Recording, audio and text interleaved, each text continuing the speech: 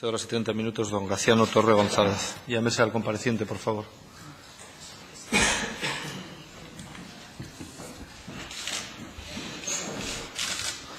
Buenos días.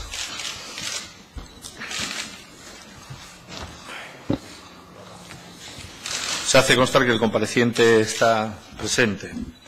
De conformidad con el artículo 74 del Reglamento de la Junta General y con la resolución del presidente 24 de 20 de octubre de 1998 sobre comparecencias ante las comisiones de investigación, los derechos que le asisten ya le han sido comunicados en el requerimiento de comparecencia y, a mayor abundamiento, los tiene a su disposición en el escaño para que pueda consultarlos si lo desea. ¿Desea que esta presidencia se lo recuerde o se da por instruido? Muy bien.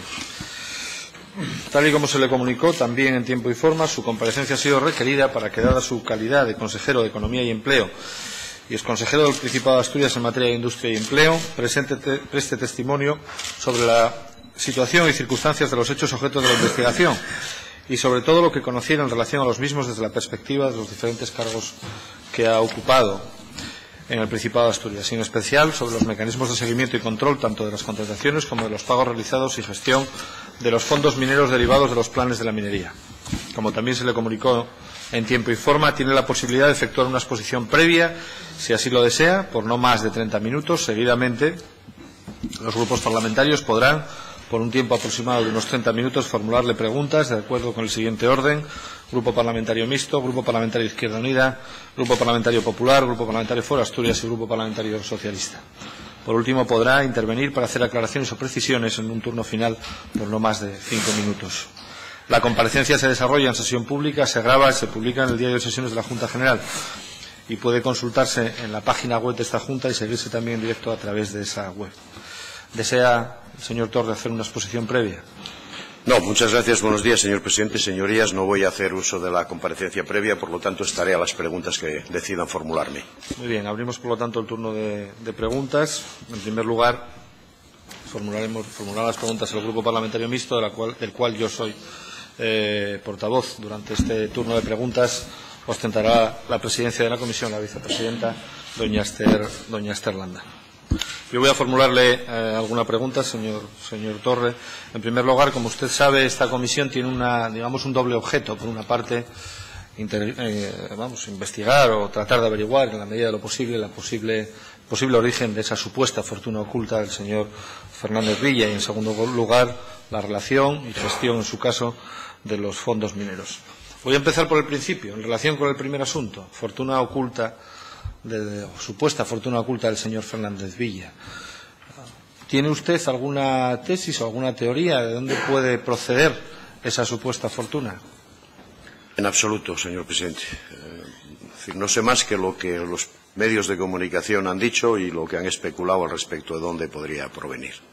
A lo largo de su dilatada trayectoria dentro del Gobierno del Principado de Asturias, ¿ha recibido usted en algún momento alguna denuncia, alguna noticia por cualquier medio del posible cobro de comisiones por parte del señor Fernández Villa, la posible,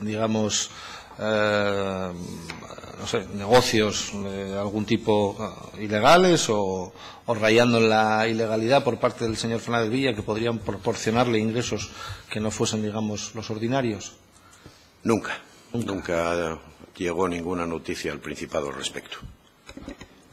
Bien. En cuanto al otro asunto que ocupa esta comisión, que es la gestión de los fondos mineros. Usted y yo ya tuvimos un contraste de pareceres a este respecto en una comisión de economía que se produjo el 22 de octubre del año 2012 en esta Cámara. En aquella comisión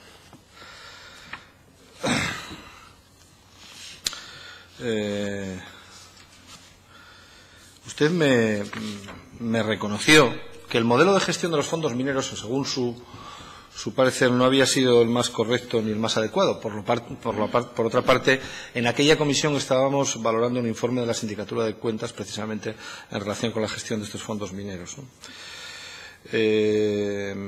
Sigue reconociendo que quizá el modelo que se pactó en los planes de la minería, el modelo de gestión de esos fondos, no fue el más eficaz ni el más eficiente para obtener, digamos, los objetivos que en esos planes se recogían. No tanto para llegar a conseguir o no los objetivos. Yo cuando me refería al modelo era, digamos, lo que llevaba y conllevaba de tiempo de gestión de los distintos proyectos. Del tiempo. ¿Y por qué el tiempo que ocupaba esa gestión era muy dilatado? ¿A qué se debía? Pues a múltiples factores. En primer lugar, había que esperar a que desde el Instituto del Carbón comunicasen la cuantía de la que disponía el Gobierno del Principado anualmente, lo cual pues ocurría a veces incluso después del verano. En segundo lugar, había que de manera implícita en el Plan 98-2005 y de manera más explícita en el 2006-2012 alcanzar acuerdos con los sindicatos para poder elevar las obras a la Comisión de Cooperación y, una vez firmadas en la Comisión de Cooperación, pasar al Ministerio para su firma. Y eso, pues en muchos casos, llevó bastante tiempo, porque no se alcanzaba el encuentro de cuáles eran las obras a realizar. En tercer lugar, porque en muchos la diferencia la dirimía el Instituto del Carbón y la Secretaría de Estado. Y en algunos casos, pues, plantearon obras con las que no se había alcanzado acuerdo con el Principado, pero que a tenor de ellos y de los propios sindicatos eran necesarias, y por lo tanto, digamos, eso conllevaba mayores trámites de gestión. Por poner un ejemplo, en el caso de los polígonos, en algunos casos se sabía que había que hacer la tramitación urbanística y eso pues tiene lapsos de tiempo grandes.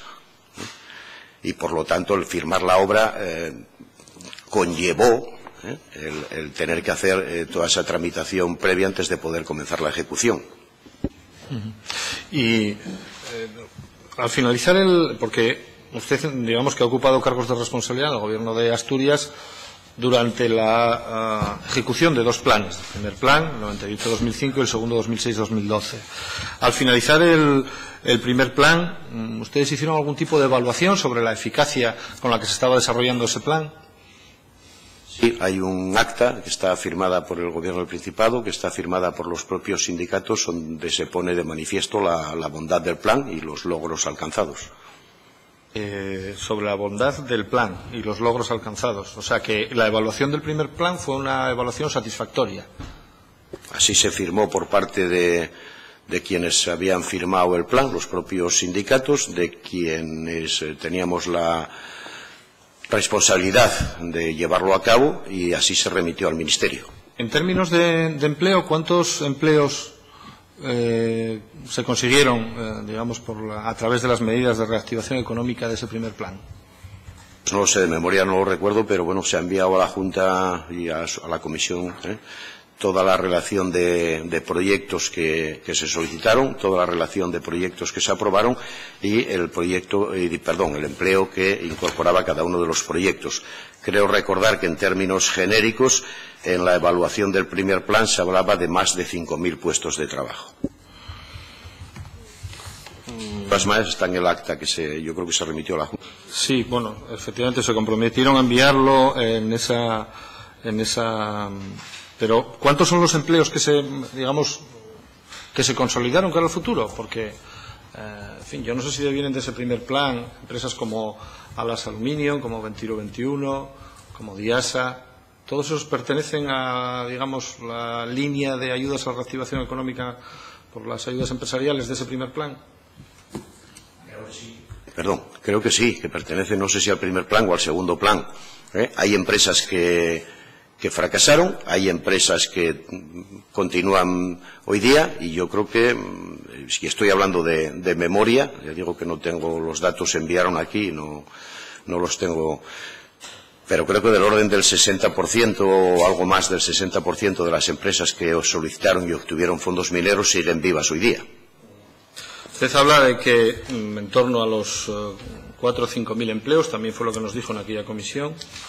Pero la reducción que contemplaba ese primer plan de la minería solo en el empleo minero, no estoy hablando de el empleo inducido, era pasar de 25.000 a 11.000 empleos. No sé si eran 25, me suena más de 17 a 25, pero tampoco con exactitud tengo esos datos. Ten en cuenta que eso se pactó en el año 97 y bueno, pues ya llovió desde entonces. Pero bueno. Sí, porque 25.000 era con el plan anterior que no se llamaba plan de la minería, se llamaba, pero efectivamente el plan 98-2005 contemplaba una reducción de 17.000 a 11.000. Que al final fueron más, porque creo que no llegaron a 11.000 los que se mantuvieron en aquel primer plan, ¿no? Y usted está hablando de 4 o 5.000 los que evaluaron ustedes en el año 2005, pero tendríamos que saber de esos cuántos se mantienen ahora para saber la consolidación. ¿Esa evaluación no la tienen hecha?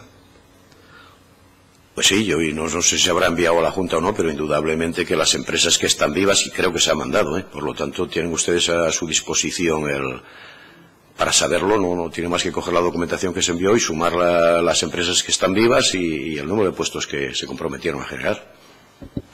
Yo no tengo esa información, pero no sé si el resto de grupos la tienen.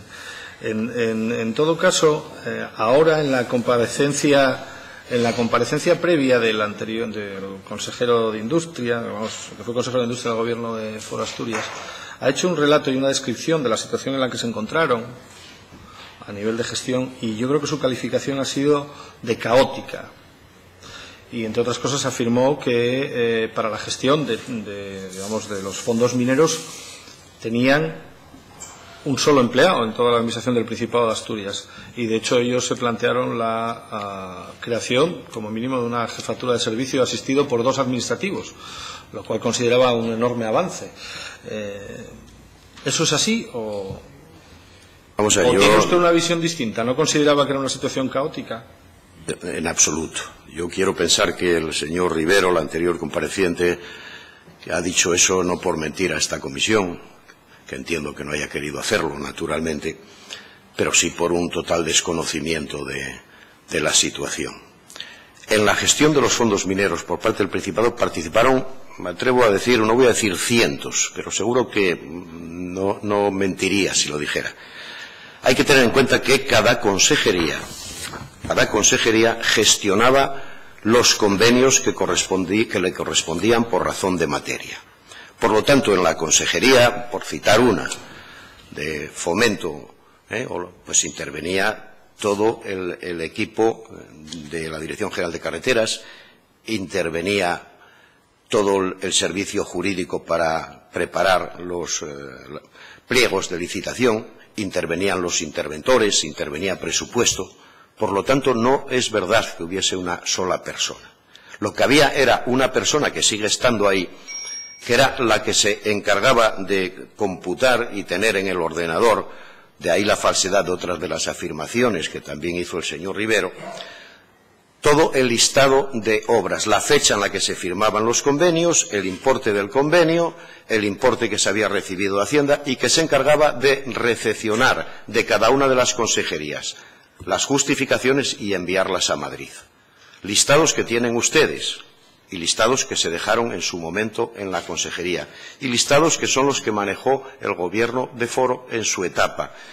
Y no es que lo diga yo, no es que lo diga yo ni por políticamente defender a un gobierno o desacreditar a otro. No, lo hago en defensa de la funcionaria que está ahí, que puede ser citada a esta comisión y que podrá certificar mis palabras una a una. Es decir, siempre, desde el primer momento en la consejería, este listado que se les ha remitido a ustedes está en el ordenador y a medida que se firmaban convenios se iban sumando. Luego cada consejería ejecutaba su convenio y otros convenios, o firmaba convenios con los ayuntamientos. Por lo tanto, cuando la Consejería de Administraciones Públicas firmaba un convenio con un ayuntamiento, el servicio jurídico de la consejería elaboraba el convenio. Se pasaba a intervención, se pasaba por Consejo de Gobierno, se firmaba con el ayuntamiento y la consejería competente en la materia era la encargada de hacer el seguimiento de la evolución de ese convenio por parte del ayuntamiento. Luego niego, y es total y absolutamente falso, que se encargase una única persona.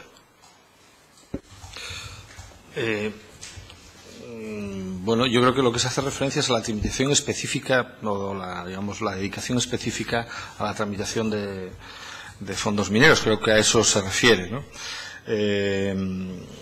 De hecho, usted en aquella comisión me hizo un relato de lo tortuoso que resultaba la firma de los convenios o a poner en marcha determinados proyectos o planes, ¿no? Y consideraba que aquello no era un buen modelo, pero que, en fin, tengo aquí las palabras textuales, pero usted lo sabe igual que yo, pero que usted no era quien para meterse en algo que habían firmado los sindicatos y el Ministerio, que por lo tanto no le correspondía plantear ningún tipo de gestión, de cambio en el modelo de gestión.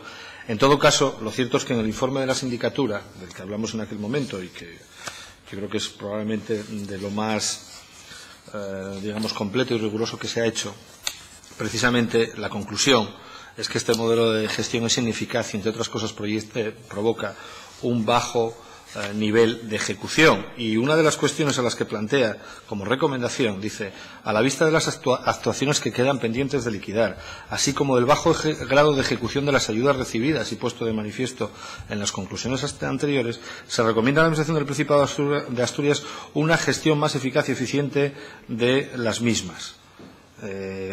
Bueno, y precisamente una de las propuestas una de las avances que propone es la centralización en un único servicio, organismo, entidad de la gestión de estas ayudas. Por lo tanto, creo que lo que sostiene la sindicatura va en una línea un poco distinta de lo que usted está sosteniendo aquí en este momento, ¿no? Bueno, yo me he leído el informe de la sindicatura y creo que se refiere más bien al tema de contabilización. Si quiere, en el punto 2 le digo, en aras de mejorar la gestión de los fondos mineros y contribuir así a la mejora anunciada en el párrafo anterior, se recomienda la centralización de la gestión de las ayudas recibidas. Es el punto final, o sea, el punto 2, recomendaciones.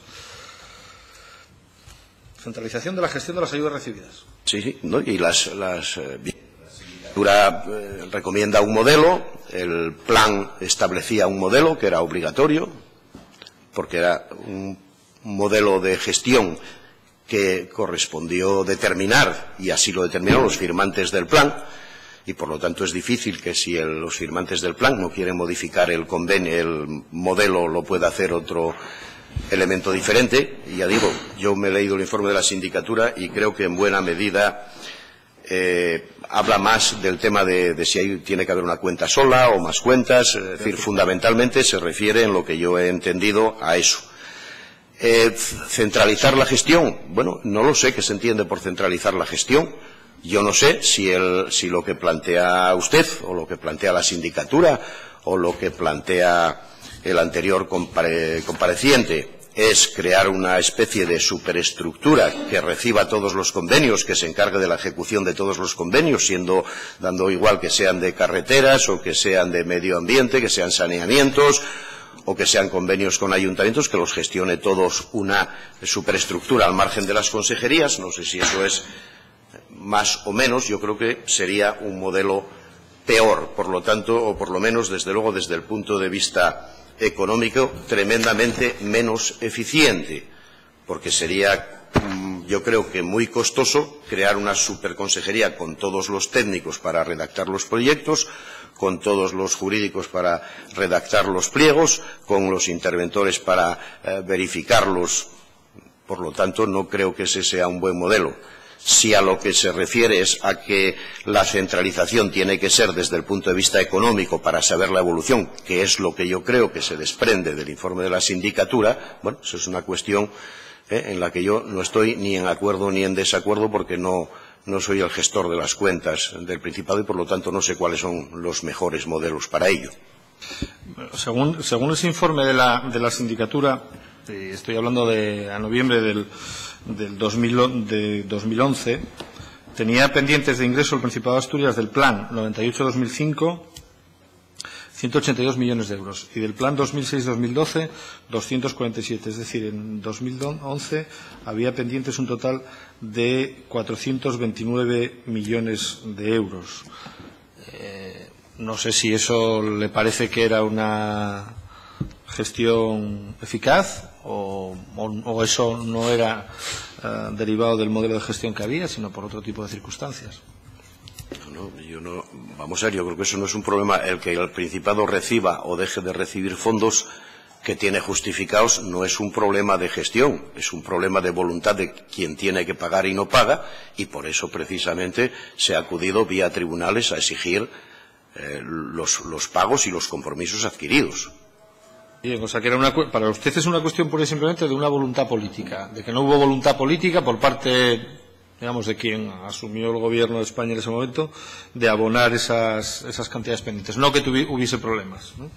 Se lo digo porque efectivamente hay una primera demanda, que se ha hablado reiteradamente en este Parlamento, en relación con una reclamación de 213 millones, pero, en fin, respecto a eso, también es cierto que por el Gobierno de España se ha hecho una reclamación al Gobierno de Asturias en relación con la devolución de determinadas partidas por determinados proyectos, ¿no? Que no se llegaron a ejecutar. Sí, bueno, en principio no es solo que lo piense yo, lo piensa la propia sentencia, donde dice que hay convenios ejecutados, justificados y no pagados. Bueno, yo no sé si eso es voluntad política o problema administrativo del Gobierno de España. Yo creo que es más bien voluntad política y presupuestaria, porque lo dice la propia sentencia. En segundo lugar, es verdad que en contra de lo que la propia sentencia establece, que era, digamos, analizar conjuntamente con el Gobierno del Principado la situación de cada proyecto, el Ministerio ha reenviado, ahora parece que ha parado, una relación de convenios para exigir la devolución. Digo, en contra de lo que yo entiendo de la sentencia, por eso está reclamada la ejecución de sentencia. O sea, que usted entiende que el Principado de Asturias tiene derecho y va a poder justificar el cobro de esos 213 millones de los que se habla, ¿no?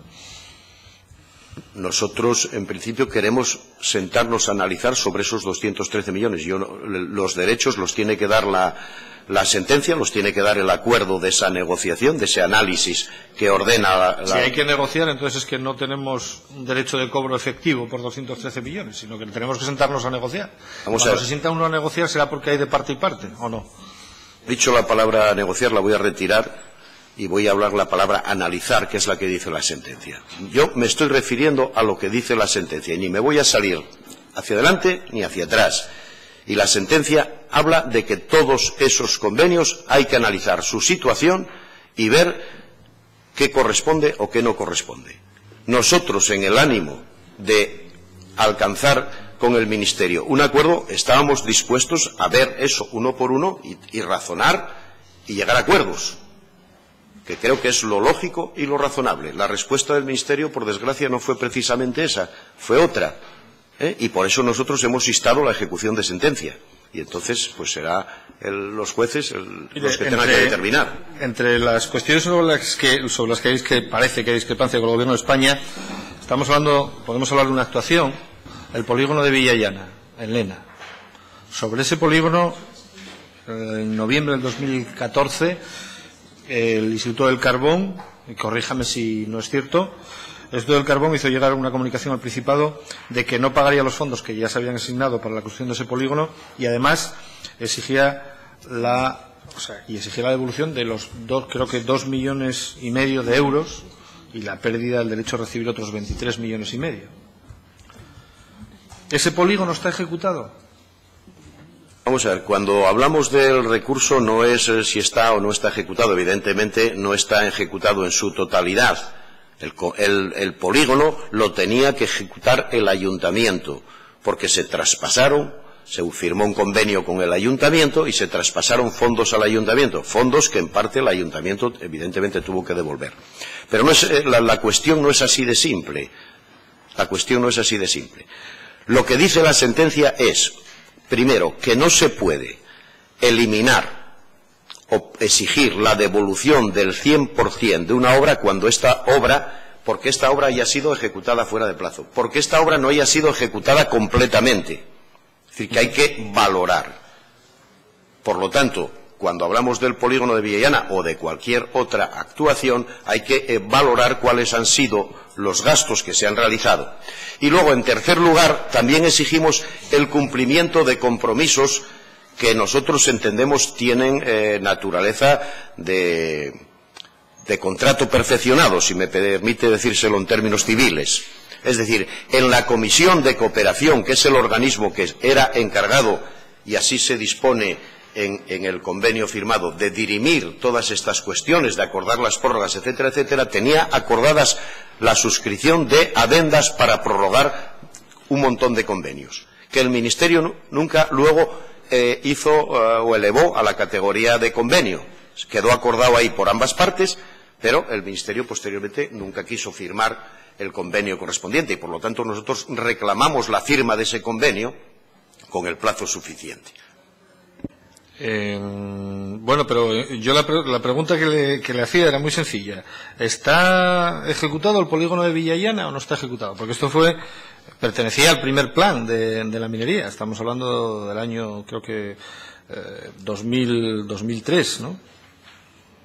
Y si me apura, pertenecía primero a SEPES, que fueron los primeros que firmaron el convenio para hacerlo. Y la pregunta ¿está ejecutado es evidente, o no está ejecutado después de tantos años? Está ejecutado en parte. ¿En qué parte? Ahora mismo de memoria no lo sé, pues creo que en 8 millones de euros, 9 millones de euros, no lo sé. No me pregunte usted convenio a convenio, pero lo podría mirar. Además lo tiene usted en la documentación que se le envió. Se le han enviado los listados con quién ejecutaba, cuánto ejecutaba, que yo sepa, o es lo que ustedes pidieron, pero de todas maneras, ya le digo, de memoria no lo sé, pero está ejecutado en unos cuantos millones de euros. Mire, en el año 2009 el Principado tenía paralizadas 13 actuaciones en polígonos financiados con fondos mineros, que sumaban 1 millón de metros y 60 millones de inversión. Los polígonos del Plan de la Minería del 98-2005, los de Las Vegas en Caso, de Gaña, La Moral en Langreo, Villallana, Venturo, Comillera en Sobrescobio. Sumaban 494.952 metros cuadrados de superficie y una inversión de 39,9 millones, 40 millones. En 2009, del bienio 2006-2007, estaban sin desarrollar los de Córigos y Cabaña Quinta en Ayer, el Sutu 2 en La Viana, Bárcena de Quirós, La Curiscada 2 y 3 en Tineo, Argame 2 en Morcín, con una superficie de 566.172 metros cuadrados y una inversión de 19,6 millones. ¿En qué situación se encuentran ahora? Yo estoy hablando del año 2009. Vamos a ver, lo primero es que yo tengo que negar la mayor. El Principado no tenía paralizado absolutamente nada. Estos convenios... Bueno, habló del Principado Asturias. ¿Sí? Ya, pero las connotaciones de las palabras son las que son. Diga usted mejor conmigo ayuntamientos, los ayuntamientos... Suelo industrial, ¿a quién le correspondía desarrollarlo? En este caso, si no en todos, que creo que sí, tendría que mirar uno por uno, a los ayuntamientos. Eran los encargados de ejecutar la obra. ¿Por qué no la ejecutaban? Pues por múltiples circunstancias. Mire, en Degaña, por ponerle algún ejemplo, porque la corporación no fue capaz de ponerse de acuerdo en el lugar donde hacer el polígono. Porque cuando se pusieron de acuerdo en el lugar donde hacer el polígono, un estudio de la Confederación determinó que aquello no podía utilizarse ni como suelo industrial ni como nada, porque estaba debajo de un torrente y podría ocurrir lo del famoso camping aquel de los Pirineos. El polígono de Caballa Quinta, porque redactaron los planes correspondientes y los proyectos, y la Confederación en su informe respecto a los mismos declaró el terreno inundable, y después de negociaciones para arriba y abajo y derecha e izquierda con la Confederación, tuvieron que redactar de nuevo todo el planeamiento municipal y posteriormente intentar la redacción del proyecto. Y así podríamos ir uno por uno desgranando, pero vuelvo a decirle, estos convenios eran de ejecución municipal, por lo tanto, hombre, no me gustaría que nadie que nos esté escuchando cuando le oye usted hablar del Principado intuya automáticamente gobierno del Principado de Asturias. Si le he hecho referencia a estas actuaciones y soy consciente que la actuación municipal era porque yo quiero ponerlo en relación con lo que hablábamos antes del modelo de gestión de los fondos mineros. Lo digo porque, y es verdad, hacia afuera, hacia los asturianos que nos estén escuchando, es muy difícil explicarles que había a disposición, había fondos, había dinero por ese importe y que, mire, voy a explicárselo con un lenguaje que yo creo que todo el mundo nos entendemos. Y unos por otros la casa sin barrer. En unos casos es porque es de competencia municipal y no se aprobaron determinados planes, en otros casos es porque era competencia de no se sabe quién. Y esa es la cuestión.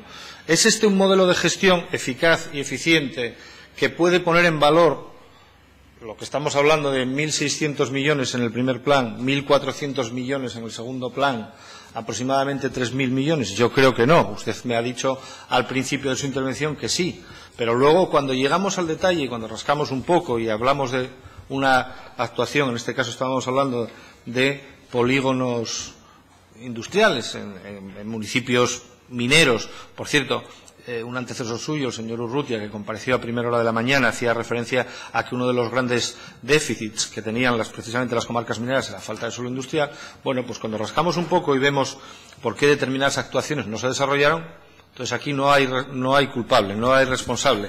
De hecho, yo le hice una pregunta, fue la que probablemente usted me contestó con absoluta rotundidad y con absoluta claridad. Yo le hice una pregunta el 22 de octubre del 2012 y le hice, de la mala gestión de estos fondos, ¿a quién hay que pedirle cuentas? Y usted me dijo rotundamente, a nadie.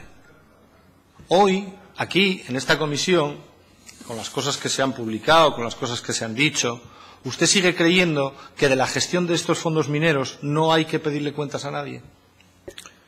Yo, desde luego, no le voy a pedir cuentas a nadie. Lo tengo claro. Es decir, yo siempre fui partidario y figura, les he enviado a ustedes, no sé si habrán tenido tiempo de leérselas. La verdad es que la documentación que se exigió fue tan exhaustiva que entiendo que no.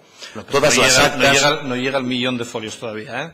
No, pues es que faltará... Vamos por los 126.000. Faltará 1.000.000 todavía.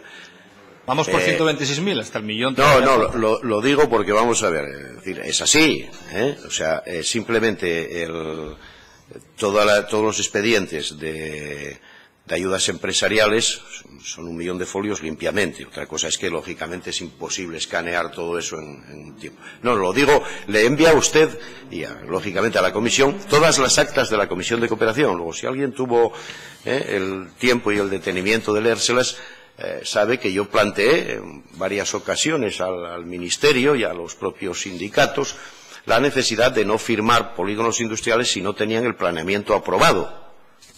Bueno, se entendió que no, que se podían ir comprando los terrenos, que se podían ir haciendo cosas y, por lo tanto, se firmaron esos convenios. Luego, el devenir de los planeamientos ocurrió como ocurrió. ¿Qué quiere usted, que cargue contra el Ministerio? No voy a cargar contra el Ministerio. Era un modelo que se había firmado y ellos tenían un entendimiento con que cargue contra los sindicatos. Tampoco ellos tenían su visión de lo que se podía hacer y, por lo tanto, yo no voy a ponerme en posesión absoluta de la verdad. Yo lo que le puedo explicar es cómo fue transcurriendo la situación y cuáles fueron las causas. Porque aquí, en esta comunidad, se acuñó una especie de tópico, ¿no? Es decir, los retrasos y los sobrecostes, los dos tópicos y las dos palabras más usadas, en las que estoy seguro que nadie, si se analiza detenidamente, se pone de acuerdo en lo que significan o cuáles son los puntos de partida y cuáles son los puntos de llegada. Es decir, cuando se firma un convenio para realizar una obra que no tiene proyecto redactado, es posible pensar racionalmente que no va a haber diferencia entre lo que se firma y lo que del proyecto, la redacción del proyecto salga. Yo creo que no. Ustedes cambiaron eso. Usted me pide explicaciones, yo se las doy. Si no quiere, no se las doy. Sí se las doy, pero es que el problema es el tiempo. Yo me gustaría pedirle muchas más explicaciones. El problema es que... Ah, sí. Bueno, lo digo porque, en fin, a primera hora de la mañana el portavoz del Grupo Socialista era muy puntilloso con el tema del tiempo y no quiero que me llame la atención. ¿Cuándo dije yo eso? ¿Pero qué es esto? No, ahora mismo de portavoz. Hay una presidenta